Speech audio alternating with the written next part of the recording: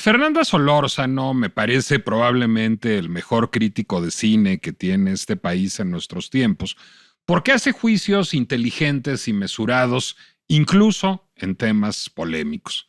Por ejemplo, cuando dedicó un podcast a The Fabelmans, la película autobiográfica de Steven Spielberg, que tiene mucho de afortunado, por ejemplo, esta secuencia en donde en un miscast terrible y maravilloso David Lynch encarna a John Ford, pero que también tiene mucho de melcocha. Fernanda lo que dijo es que ella le permite a Steven Spielberg manipularla de la manera más chabacana porque tiene la pericia y el talento cinematográficos para ello. No, pero es que Fernanda es mucho mejor persona que yo, porque yo me enojo con enorme frecuencia con Steven Spielberg.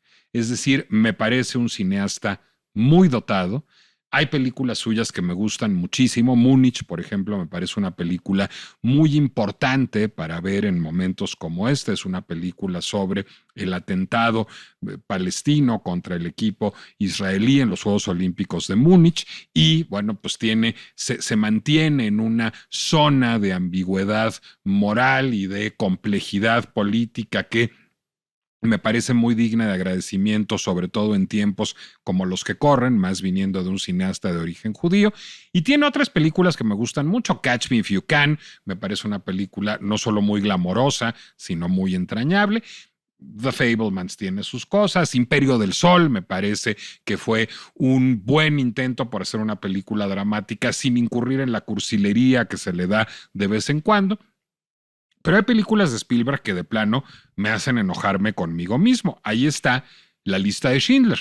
La lista de Schindler me parece una película que tiene buena factura, buenas actuaciones, que cuenta un episodio relevante y digno de ser contado, que tiene la brújula moral correcta, pero que es tan chantajista en su narrativa, que es tan chantajista en su música, que prolonga tanto la agonía y la redención, que yo, pues mientras acumulaba cerros de Kleenex en la sala de cine, pues me empezaba a sentir enojado conmigo mismo de sucumbir al chantaje tan fácilmente. E.T. es otra película que está hecha, por ejemplo, para provocar la lágrima fácil.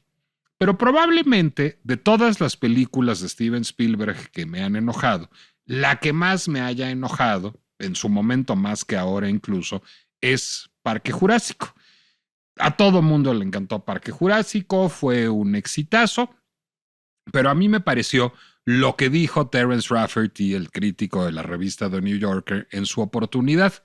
O sea, una película de monstruos en anfetaminas.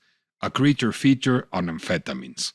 Bueno, diré para el 0.00001% de nuestros escuchas que no hayan visto Parque Jurásico, ¿cuál es su premisa? Su premisa es que a partir de un experimento de ingeniería genética, es decir, de tomar ADN de dinosaurio de un mosquito que hubiera picado a un dinosaurio y que estuviera encapsulado en ámbar durante no sé cuántos miles de millones de años, se pudiera, pues por medio de ingeniería genética, traer de vuelta, desextinguir a los dinosaurios y que una empresa decidiera hacer un parque de diversiones un poco frankensteiniano a partir de ello y que los dinosaurios como criatura de Frankenstein se volvieran locos en el Parque Jurásico, que así se llama, y se empezaran a comer a los visitantes. Esa es la premisa de Parque Jurásico.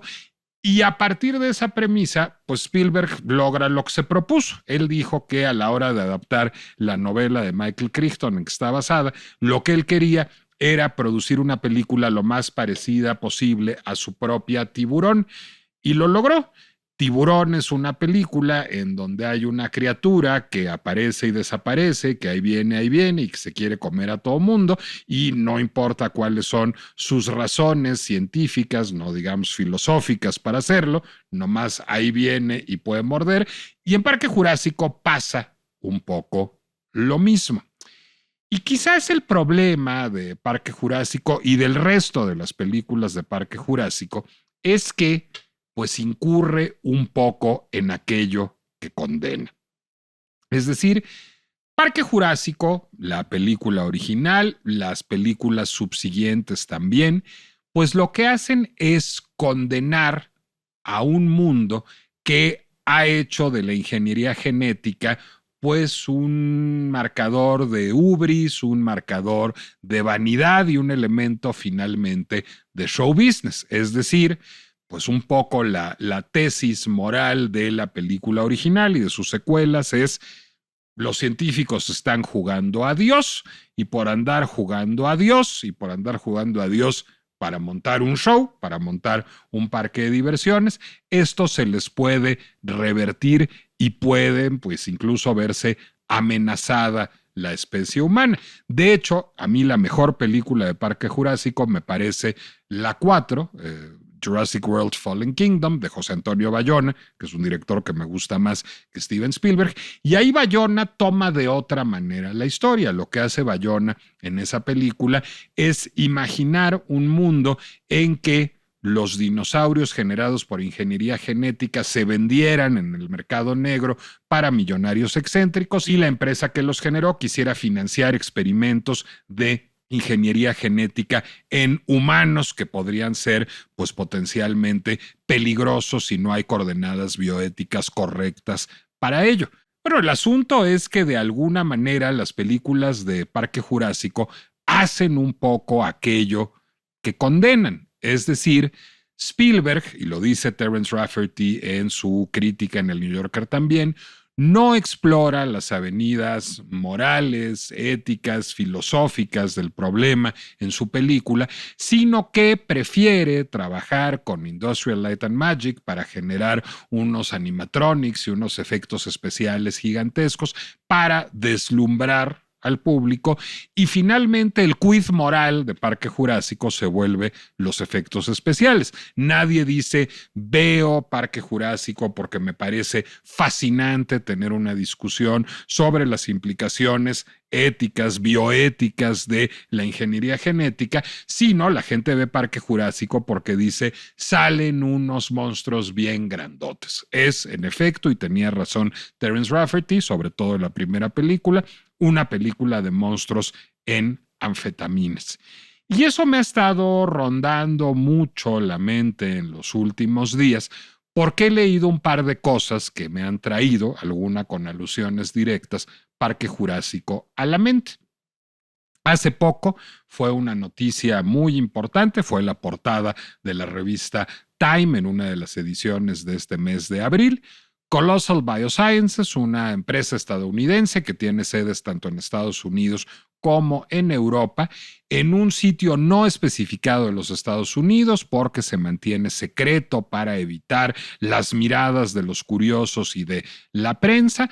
Bueno, pues dice que desextinguió a 3 ejemplares de lobo terrible o lobo gigante. El lobo terrible no es el lobo feroz de Caperucita Roja, sino el lobo terrible es una especie de lobo que existió hace 10,000 años, que había desaparecido de la faz de la Tierra, y lo que hizo esta empresa, Colossal Biosciences, fundada por George Church, un genetista de Harvard que fue parte del proyecto Genoma Humano, fue tomar muestras de ADN de lobo terrible, una de 13,000 años, una de 72,000 años, estudiarlas y replicar 20 secuencias, hacer 20 modificaciones a 14 genes de sangre del lobo gris común, del lobo de andar por bosque que conocemos todos, para a partir de esto generar embriones que vivieron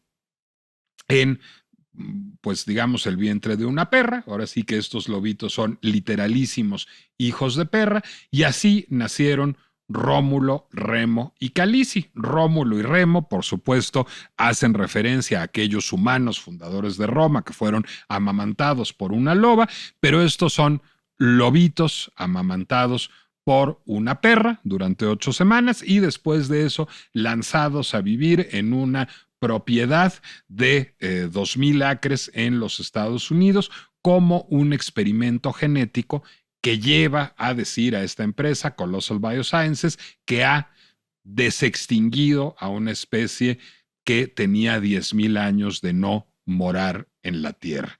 Sin embargo, la Comisión para la Supervivencia de Especies de la Unión Internacional para la Conservación de la Naturaleza dice que ahí no hay preservación, que hay pues un experimento de ingeniería genética, pero que esos no son lobos terribles. ¿Será? Pero más allá, hay preguntas que se antojan importantes ahí. ¿Tiene sentido este experimento?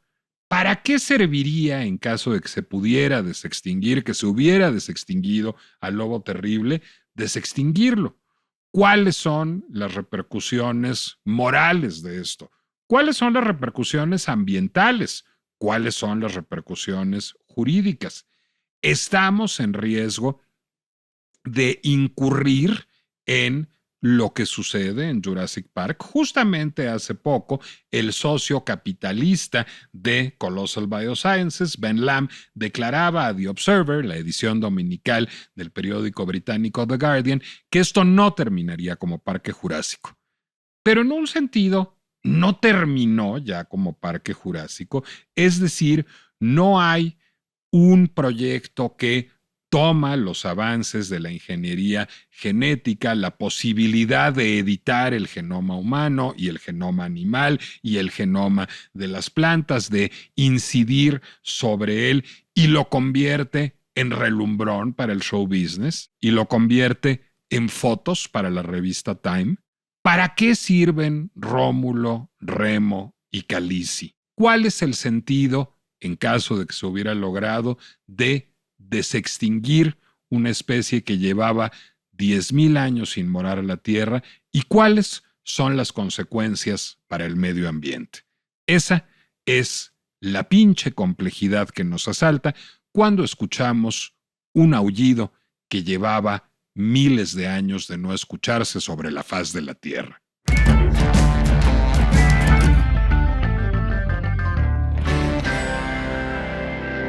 Soy Nicolás Alvarado, me da mucho gusto darles la bienvenida a La Pinche Complejidad, el podcast de El Heraldo Podcast, en donde no solo los temas más sencillos, sino también los más hipercomplejos como este, buscamos complejizarlos todavía más. Y estos temas, además, a mí me parecen muy dignos de complejidad y muy necesarios de complejizarse, porque nuestra ignorancia a propósito de la ciencia, me sumo a ella, cada vez que hay avances científicos de este tipo, pues en lo que incurrimos es en el azoro, es en decir, uy, wow, qué padre, qué maravilla, extinto hace 10,000 años, y rara vez nos detenemos a pensar en los para qués, en los porqués, en los riesgos, en las aplicaciones, y por eso hace falta gente que al mismo tiempo estudie biología, es decir, entienda la base científica exacta, dura de esto, estudie filosofía de la ciencia, es decir, entienda que la ciencia no se reduce a la aplicación de conocimientos técnicos, sino es un asunto que se piensa y que tiene dimensiones morales y éticas y filosóficas y por tanto jurídicas y políticas, y que además trabaje en la divulgación científica y nos haga esto asequible, tenga chambas como por ejemplo ser directora de Universum, Museo de la Ciencia, a donde me da muchísimo gusto que haya llegado, igual que me da muchísimo gusto que haya llegado aquí mi querida amiga María Emilia Beller, una de las mejores cosas que me traje de la UNAM, que nos va a explicar, espero, la pinche complejidad. ¿Esto es Parque Jurásico o no? Es decir, ¿hay un rico loco que está jugando a Dios porque le gusta salir en el periódico o hay una relevancia científica real de este proyecto de Colossal Biosciences, querida María Emilia? Bueno, primero, Nicolás, qué maravilla de tema para la pinche complejidad. Y bueno, soy feliz de estar aquí contigo, con todos ustedes para platicar un poquito acerca de esto que de repente, bueno, inundó el mundo noticioso, ¿no? Que era lo que estaba pasando y que si nacieron estos 3 lobitos y que si ya entonces hay una desextinción de la especie Ainosium virus, que es el nombre científico del llamado lobo terrible, ¿no? Y entonces, bueno, comenzaron a suceder muchas cosas y la opinión pública desde luego se interesó porque como bien dices, pues es algo muy asombroso. Y entonces, para responder a tu pregunta, es un poco de las dos cosas. Sí, en realidad, hay un hallazgo científico, hay una innovación y hay un logro que sí, pues digamos que como que nos anuncia que la ciencia y la tecnología, sobre todo las metodologías que tienen que ver con la clonación, están cada vez más logradas, ¿ok? Y esto entonces es un ejemplo. Con todo, estos para nada, entonces me voy a la otra parte de tu pregunta, para nada son lobos terribles clonados, ni se ha logrado desextinguir a la especie. Entonces sí creo que la empresa, en esta intención justo del show business, no solo del business, ¿no? Sino del show business, ¿no? Vende una noticia con titulares que permite que salgan a la opinión pública hablando de la desextinción porque les conviene, se ve increíble, nadie lo ha logrado, nadie lo ha hecho, ¿no? Pero en realidad, pues los científicos que trabajan ahí, las científicas saben perfectamente que no era lo que estaban verdaderamente logrando. Se logra algo muy interesante, sí, ahorita lo platicaremos, pero de ninguna manera se logra desextinguir al lobo terrible que hace entre 10 y 13 mil años sabemos que desapareció de la faz del planeta. De hecho, digamos, la líder de toda la rama científica de la empresa, que se llama Beth Shapiro, autora de un libro que se llama Cómo clonar un mamut, por ejemplo, trabaja muchísimo en ADN ancestral. Esa es una de sus especialidades. Actualmente está tratando de obtener células de dodos, que también, ¿no? Estas aves extintas, para ver si entonces puede tener una secuencia genómica completa y tratar de entender cómo eran los dodos a nivel genético, a nivel molecular. Ella misma en su libro dice que desextinguir una especie es algo para lo que posiblemente nos falten siglos, en el libro que escribe. Pero luego, pues le toca un poco como ser parte de esta parafernalia mediática en donde pues también tiene que traer puesta la camiseta. Y yo sí creo ahí, Nicolás, que con toda impunidad y con alevosía y ventaja, vamos a decirlo así, dejan resbalar hacia la prensa estas frases porque les generan muchísima atención del mundo, ¿no?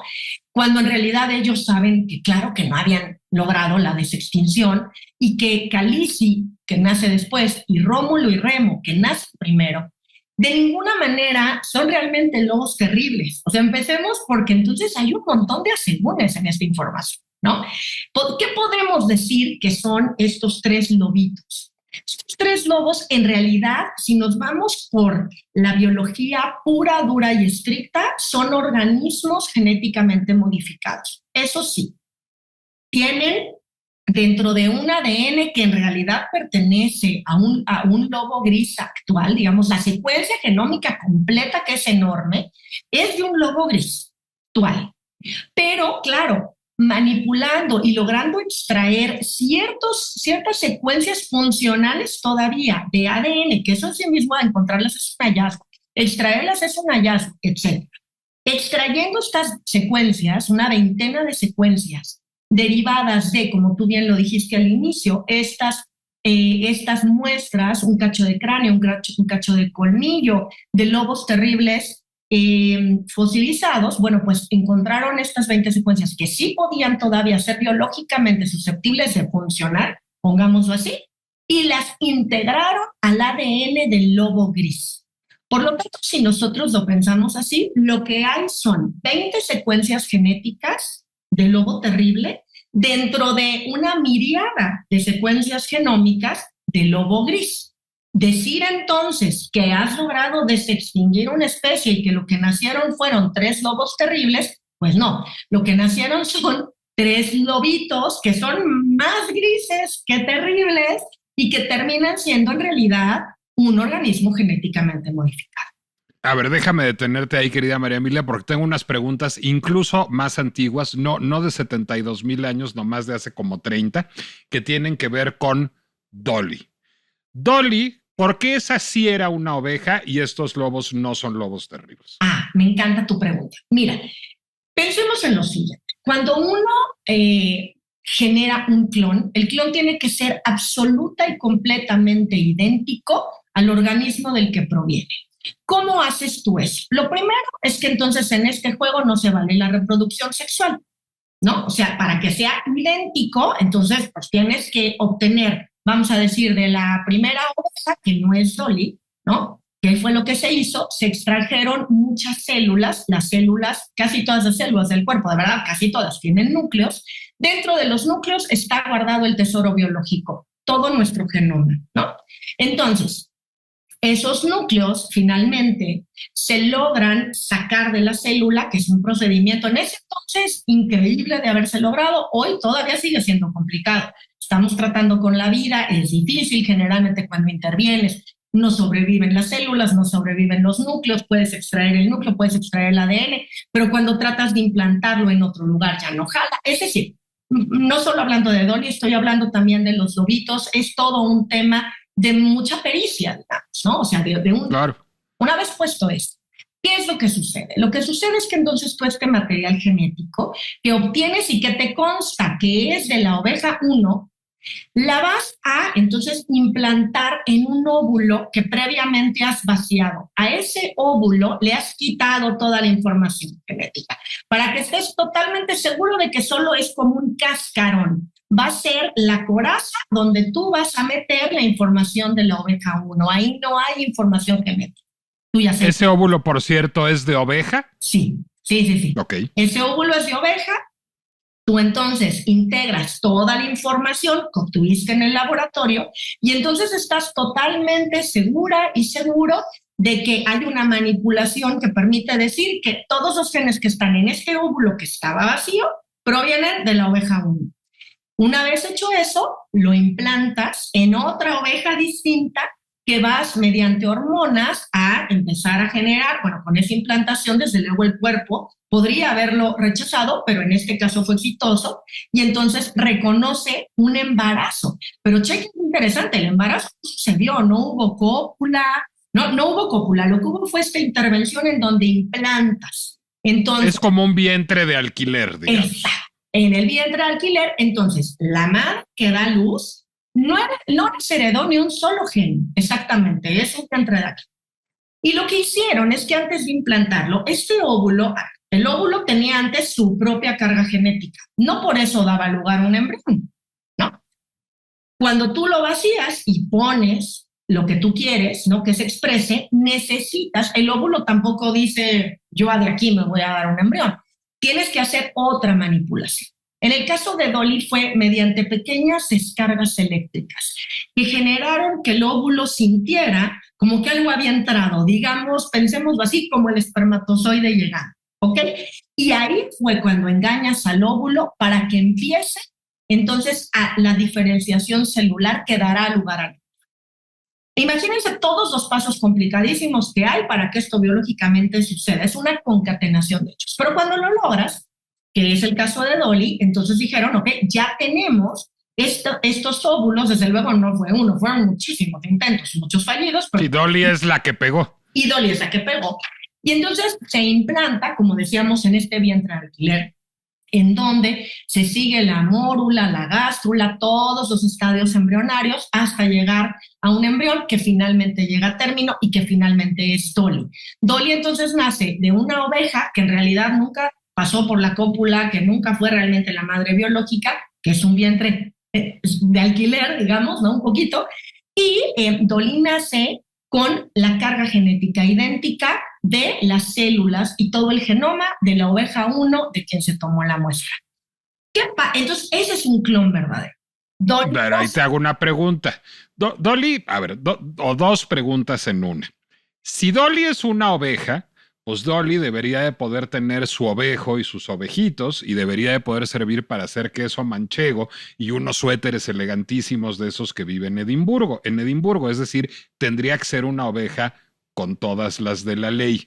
Mi pregunta es, ¿lo era? Y independientemente de esa respuesta es, ¿por qué murió tan rápido? ¿Por qué a los 7 años murió Dolly? ¿Era una oveja de pleno derecho o era una ovejoide, digamos? Era una oveja de pleno derecho que nació vieja. Ok.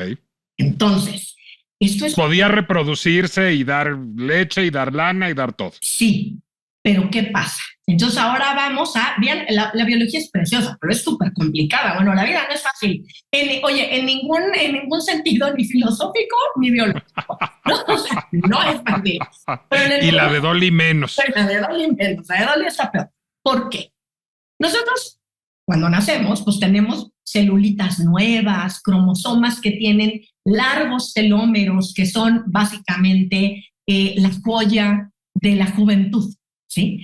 Pero conforme vamos creciendo y las células se van dividiendo y entonces se nos mueren unas y nacen otras y vamos entonces cambiando los linajes celulares y además pues de eso crecemos y entonces ahora necesitamos más hormonas porque ahora entramos a la pubertad, a la adolescencia y ahora a la adultez y ahora a la senectud. El cuerpo vivo cambia y cambia a nivel celular. Ahí es en donde realmente cambia. Por eso actualmente el envejecimiento y el antienvejecimiento no se estudia con las cremitas de afuera. El de a de veras se está estudiando en las células. Ahí es en donde está el envejecimiento real. Bueno, ¿qué pasa? Que cuando Dolly nace, Dolly no tiene un día de nacida. Dolly tiene la edad de la oveja de la que proviene a nivel de la oveja 1. De la oveja 1. Entonces, vive 7 años porque en realidad sus células pues no traen 7 años de vida. Sus células sienten que traen esos 7 más lo de la oveja anterior. Porque Dolly no se está estrenando a nivel celular en la vida. Dolly a nivel celular nace ya con telómeros acortados.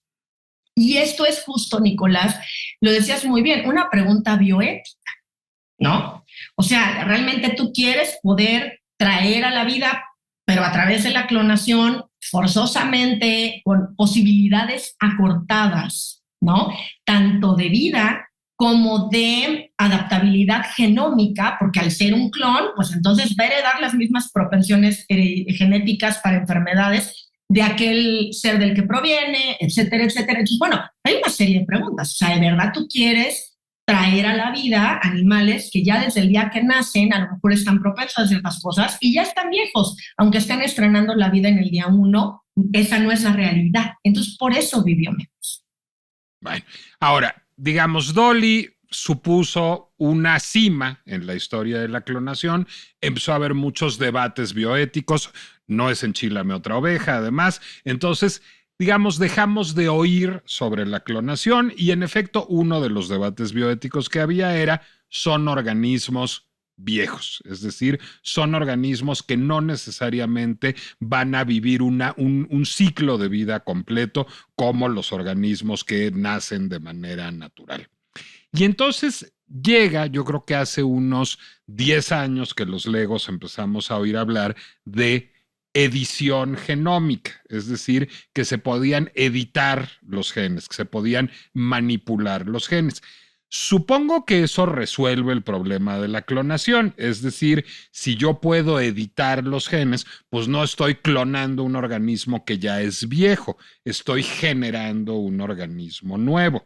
Bueno, pero entonces la pregunta es, ¿por qué ese organismo, específicamente el de Rómulo y Remo, no es un organismo de un lobo terrible de verdad? Porque es como un lobo gris ahí en remix y no un lobo terrible de verdad. Sí, como un lobo gris reloaded, ¿no? Para hacer otra referencia a las películas de ciencia ficción. Mira, me gusta mucho que te puedo contestar esta pregunta a través de la información que me dio Lori Bettison Vargas. ¿Quién es Lori y por qué es importantísimo que yo haya hablado con ella en preparación para el podcast con El Heraldo? Mira, Lori Bettison es la directora del Museo La Brea en Los Ángeles, California. Y La Brea es un yacimiento digamos, como de chapopote inmenso. ¿En donde? De brea, pues. Ajá, de brea, exactamente, de brea, tal cual. En donde quedaron atrapados en la última glaciación una enorme cantidad de animales que claramente no solo vivían ahí, sino que lo más seguro es que estaban cerca del lugar porque los recursos naturales eran óptimos. Pero el caso es que se empezaron a quedar atrapados, no se sabe muy bien qué fue lo que geológicamente sucedió, pero un buen día empezó esto a llenarse de brea, que como sabemos es pegajosa, y entonces los organismos comenzaron a quedarse atrapados ahí y terminaron muriendo en ese lugar. Bueno, ¿por qué es importantísimo para lo que tú me preguntas? Porque en la brea tienen del lobo terrible, tienen el hallazgo más numeroso de lobos terribles de todo el mundo. Finalmente el lobo terrible sobre todo se movía en Norteamérica, entonces tampoco es que haya muchas opciones para que tengas lobos terribles en otros lugares, pero la brea es el sitio básico de donde hemos obtenido toda la información científica, incluso Colossal Biosciences evidentemente pues, ha tenido que acudir a la brea y a sus datos y a sus publicaciones para comprender qué está pasando. Bueno, tienen 3.500 esqueletos completos de lobo terrible. Y Lori me dijo, teniendo ese material biológico que nadie tiene más que nosotros sabemos que no es factible recuperar tanto material de las células que sean funcionales para dar lugar a un organismo vivo posterior. Es por eso que lo que obtiene la empresa sí son fragmentos de ADN que encuentran que son funcionales, lo cual es un hallazgo biológico, que es sacarte, no el gordo de la lotería, porque ese sería el clon real, ¿ok? Pero sí algo cercano al premio mayor. Te sacas una muy buena lotería en la biología. Y entonces obtienen 20 segmentos funcionales. Y los insertan mediante esta técnica fabulosa que se llama CRISPR-Cas9, que es una maravilla, que hagan de cuenta que es como tener unas tijeritas microscópicas a las que les puedes dar instrucciones de tú córtame de aquí a acá el genoma y yo entonces ese cachito lo recupero, que está tan bien lograda que es poco invasiva, no destruye el resto del genoma, pero tú puedes obtener lo que quieres, ¿sí? Es como las tecnologías de edición de video o de audio, es como un Final Cut o un Pro Tools, pero genómico. Sí, me encanta lo que dices. Ahora, también aprovecho y digo, porque estas cosas hay que decirlas. Esta técnica maravillosa, CRISPR, se la debemos a dos mujeres y siempre vale la pena, ¿no?, hacer visible el trabajo y las aportaciones de las mujeres en la ciencia. Emmanuelle Charpentier y Jennifer Doudna, trabajando juntas, consiguen esta técnica que ayuda muchísimo para que ahora sí la edición genética sea algo mucho más asequible y menos de ciencia ficción y menos invasivo, porque en realidad funciona súper bien y a nivel microscópico es sensacional y de hecho reciben el Premio Nobel de Química ambas en el 2020. No, dejando este datito cultural de lado, lo que entonces resulta es que tenemos, pensémoslo así, 20 segmentos de ADN funcionales del lobo terrible. No el ADN del lobo terrible, 20 segmentos. Una de las preguntas bien interesantes para los biólogos, Nicolás, es, ¿podemos decir que Rómulo, Remo y Khaleesi son lobos terribles? No. ¿Por qué? La pregunta es ¿por qué? Porque lo que tú obtuviste son 20 segmentos que por suerte te tocaron. Esos segmentos, ¿qué genes, qué proteínas, qué enzimas codifican? O sea, esos segmentos no fueron elegidos porque eran los que determinaban, digamos, la mutación genética entre el lobo gris y el lobo terrible, sino son los que había. Son los que había que podían funcionar. Por lo tanto, o sea, sí se sabe que trataron de escoger algo que, comparado con el lobo terrible y su genoma, ellos sugieren que da lugar a la morfología, por ejemplo, del rostro. A ver, el lobo terrible, comparándolo con un lobo gris actual, era un animal más grande, pesaba entre 80 y 100 kilos, y esto lo sabemos no por ellos, lo sabemos por la REA, por eso hablé con Lori, ¿no? Porque, bueno, 3.500 esqueletos nos dan cuenta de muchísima información morfológica. Sabemos que tenían la carita también diferenciada, ¿no? Y entonces ellos están apostando porque la cara se parezca más a un lobo terrible, con quijadas más fuertes que a un lobo gris. Están esperando que cuando Rómulo, Remo y Khaleesi crezcan sean de una talla más grande, pero todo eso está por verse. Determinaron también genéticamente que el pelaje fuera precioso, ahí se ven las fotos, divino, denso, blanco, pues a lo mejor no eran blancos, entonces es otra de las discusiones que los biólogos ahorita se están dando hasta con la cazuela, Porque a la hora que tú puedes modificar y seleccionar y elegir ciertas cosas, pero nunca nadie conoció un lobo terrible de verdad, lo que tenemos son fósiles y los fósiles básicamente son información estupenda, pero que resguarda todo aquello que sobre todo está construido a partir de queratina, garras, dientes, picos y desde luego huesos, ¿no? Entonces, hay mucha información de la que carecemos a menos que el estado de conservación sea increíble, como de pronto ya hemos empezado a encontrar plumas en ciertos dinosaurios, la pluma debería de haberse destrozado, es raro que logremos esta información. Bueno, aquí, si alguien tiene esta información, justo es la brea, y la brea y sus científicos nos dicen que definitivamente, pues, lo que se obtuvo, ellos analizándolo, no da para que sean los genes del manual de cómo hacer un lobo terrible de la A a la Z. También entiendo, la empresa lo que logró, algo muy interesante, pero lo que escogió fue pues lo que encontró y lo usó.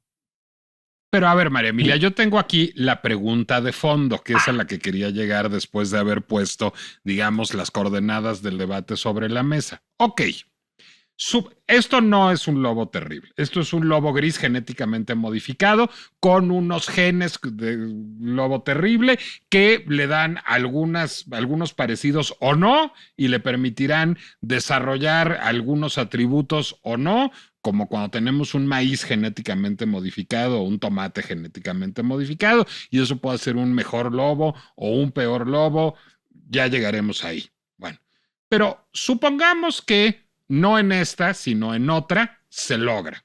No en esta, sino en otra se logra el mamut lanudo o el dodo o el lobo de Tasmania o el que quieras de todos los que están tratando de reproducir, de desextinguir genéticamente Colossal Biosciences. Y luego, ¿eso para qué sirve? ¿Sirve para algo más allá del show business? Esa es una pregunta preciosa que cae en la bioética completamente, ¿no? A ver, empecemos por, cuando tú traes, vamos a ponernos así soñadores, a la vida, ¿no? Y dices, traigo a la vida otra especie, biológicamente no trajiste a la vida otra especie. Incluso si te sale bien y de verdad pudiéramos decir, sí, trajimos a la vida a 3 lobitos terribles, que insisto, no es el caso y ya se explicó por qué ahorita contigo. Pero bueno, ese, el dodo, el que quieras, lo traemos, ¿no? De regreso.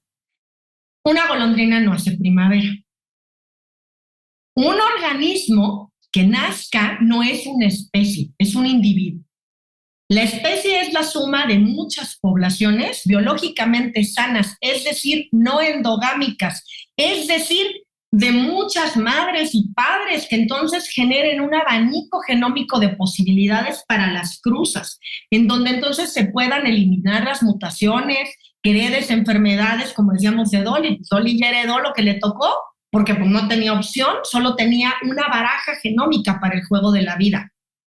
Entonces, cuando tú tienes 1, 2, 3, 10 lobitos de estos, incluso si sí fueran clones, eso no quiere decir que lograste desextinguir la especie.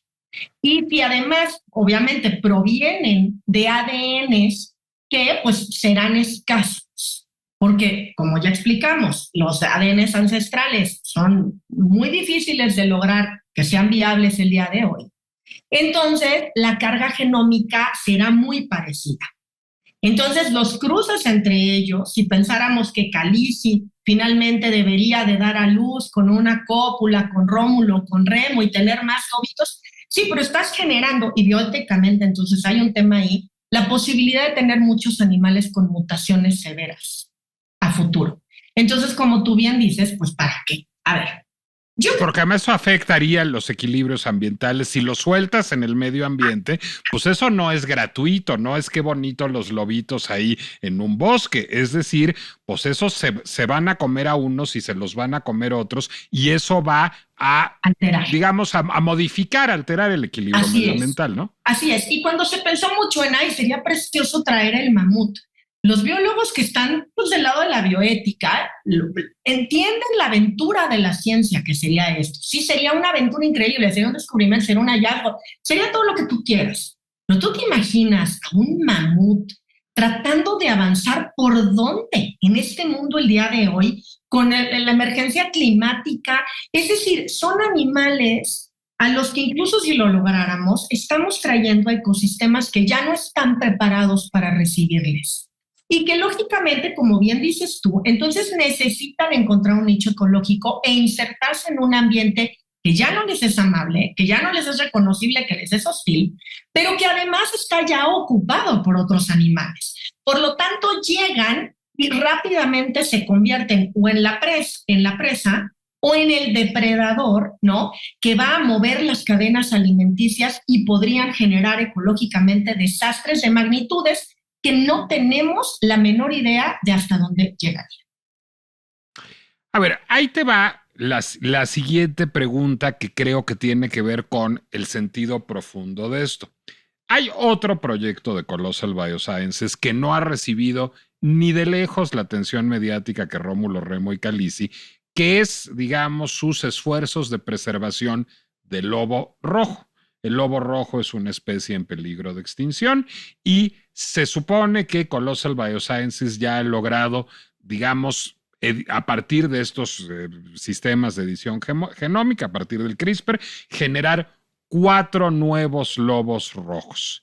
Eso tiene más sentido, es decir, buscar la preservación de una especie en peligro de extinción que ya vive sobre el planeta y a partir de ello sirven los disquelobos terribles para llamar la atención mediática y por tanto de la comunidad financiera y científica hacia un proyecto como Colossal Biosciences. Es decir, es un buen proyecto en términos científicos que tiene una estrategia de relaciones públicas medio fishy, o es un proyecto en términos científicos que es puramente especulativo y de relumbrón.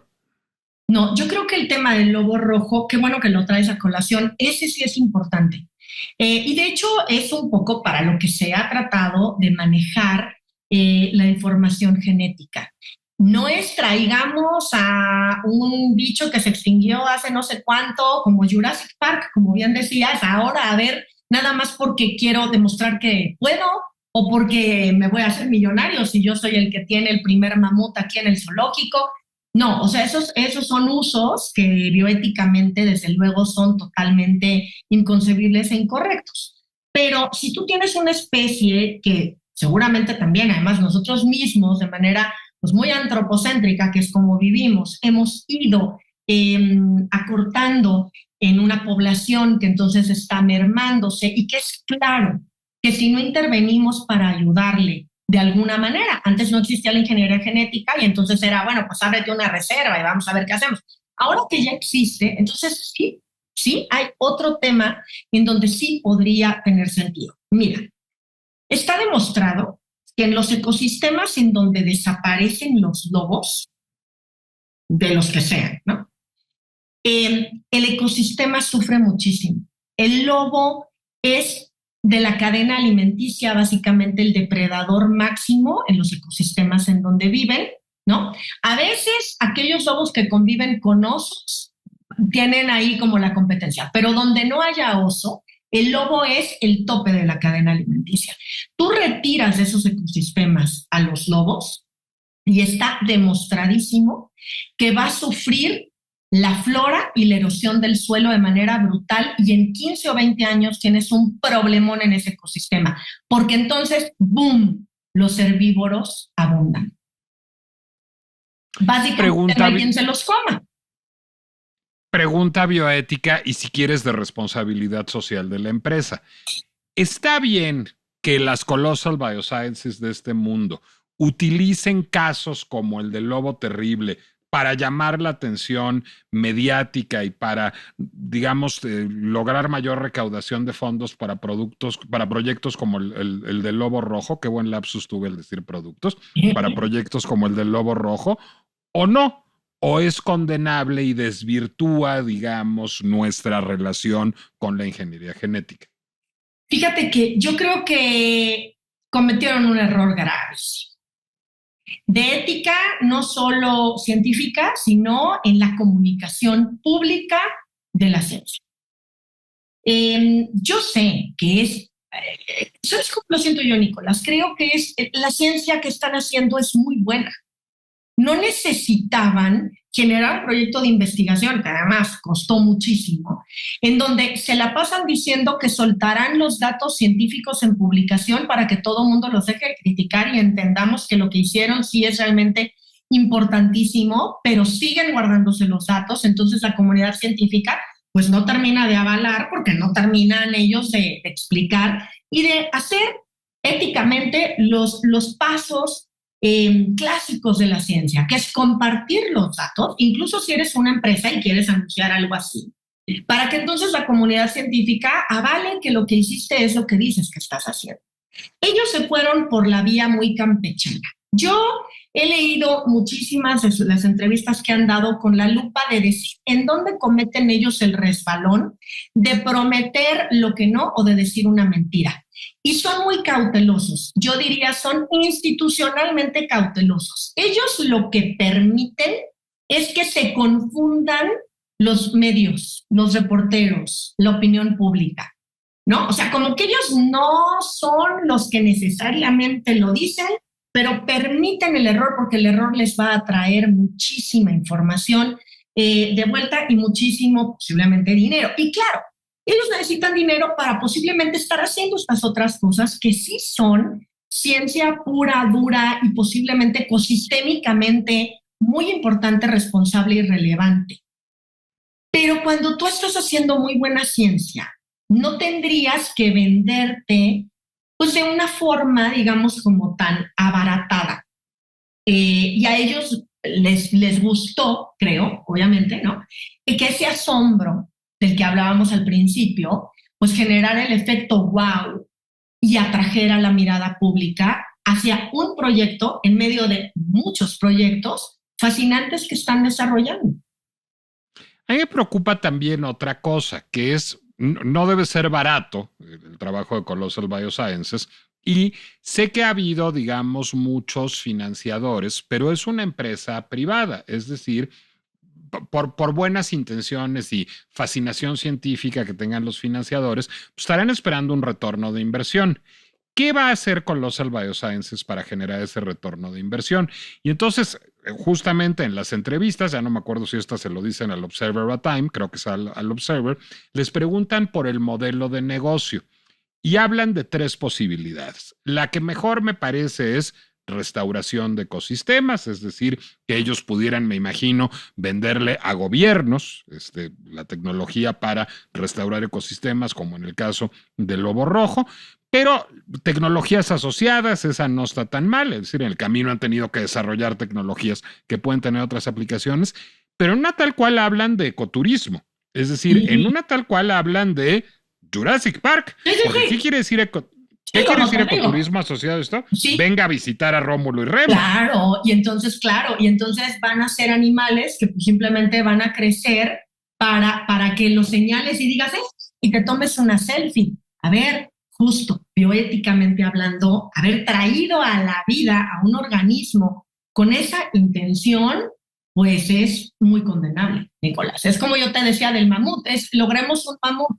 Un mamut, pues nada, pero ese pobre mamut que vas a hacer, obviamente, meterlo en zoológico y vender en miles y miles y miles de dólares el que venga todo el mundo a verlo y tú tener un retorno y el animal y sus derechos. Pero aquí estás tocando importantísimamente, y eso quienes estudiamos genética sabemos que es un problema hace mucho tiempo, Proyecto Genoma Humano, clarísimo. Estás tocando, poniendo el dedo en la llaga de cómo la sociedad no está con sus profesiones y disciplinas avanzando en estos temas a la par. Hay una serie de porosidades enormes porque en esto la ciencia está avanzando muy rápido y la legislación va muy atrasada. Entonces, ¿podrían ellos hacer esto? Pues sería condenable, pero pues es propiedad privada. ¿Pero cómo va a ser propiedad privada la vida? Bueno, el genoma, pero resulta que, pues en este momento, si ellos encuentran las porosidades y deciden seguir adelante con esto, y seguro tienen, bueno, un grupo de abogados sensacional, podrían. Y eso, claro que es condenable, ¿no? ¿Para qué sí sirve la ingeniería genética, María Emilia? Es decir, si tú, digamos, tuvieras que hacer tu propia película con final feliz sobre ingeniería genética, ¿para qué sí nos serviría? ¿Qué problemas sí resolvería? De acuerdo. Yo creo que, a ver, el primero, y yo creo que es el más importante y es el que tenía en la mente muchísima gente cuando hace décadas comenzaron a soñar con estas posibilidades, es detener enfermedades. ¿No? Pero entonces, checa qué interesante, porque entonces, otra vez, no estamos hablando de traigan al dodo de regreso a la vida y yo quiero un tigre de sable aquí enfrente de mí, ¿no? Sino que estamos hablando de células, estamos hablando de un mundo microscópico posiblemente, ¿no? Estamos hablando de tejidos, cuando mucho. Estamos hablando de que la ingeniería genética pueda detectar cuál es, a lo mejor, el gen que si se expresa podría generar un cáncer y entonces simplemente acallarlo, porque además es muy interesante. Los genes están no todo el tiempo prendidos ni todo el tiempo funcionando. Hay segmentos de ADN que se la pasan apagados, lo llamamos, toda la vida.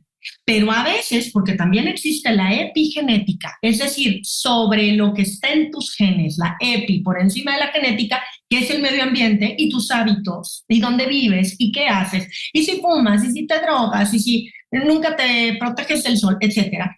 A veces esos genes que tenías callados se activan.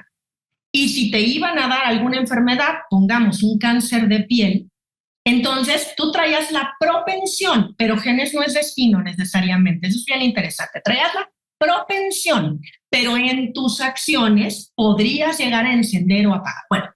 Bueno, conforme se va entendiendo esto y se entiende un poquito de cada gen o cada secuencia para qué funciona, podemos identificar aquellos que si funcionan mal o mutan, podrían entonces generar un tema de salud muy serio. La ingeniería genética entonces puede llegar en enfermedades, por ejemplo, monogénicas, como la hemofilia. Hay enfermedades que solo dependen de un gen que se echa a perder. Un gen. ¿Para qué te sirve entonces CRISPR? CRISPR te sirve porque entonces si ese gen solo sirve para eso, y sabemos que en la familia hay una línea hereditaria que puede a este bebé recién nacido generarle una calidad de vida pésima, entonces lo que haces es que llegas y rápido CRISPR ¡pam! Se lleva esos genes desde el embrión. Y entonces esa persona no va a tener esa enfermedad nunca. Ese es el sueño. Ese es el sueño. Pero de ahí a estas otras acciones con visiones más utilitarias que estamos viendo, que son show business, pues claro, que más que la técnica es la misma. Entonces funciona para ambas cosas, ¿no? María Emilia Beller, ¿dónde podemos seguirte en redes sociales y qué está pasando en Universum? Bueno, mira, en Universum, estamos hablando justo del futuro y está bonito que te cuente que traemos ahorita una exposición preciosa de arte y ciencia que se llama Ventanas al Futuro, que lo que hace es plantear a través de la mirada de artistas que trabajaron con científicos cómo serían los posibles escenarios de 100 años, 1000 años, 200 años, lo que sea, y cómo vislumbran desde el arte que vamos a vivir. Y entonces es una conversación muy linda porque en realidad, pues, son escenarios posibles, pero nadie sabe si son los que van a ser. Por lo tanto, uno también como visitante puede ver qué te habla y tú qué opinas. Entonces, bueno, a mí me gustaría decirles que esa es una oportunidad y bueno, desde luego tenemos en estos temas la sala de evolución, ya que estamos platicando de esto, ¿no? La sala del cerebro, que siempre es una de mis favoritas. Y para seguirme, pues tengo mi Instagram, que es mariaemi_beller, como si fueran a escribir María Emilia, pero mariaemi_beller.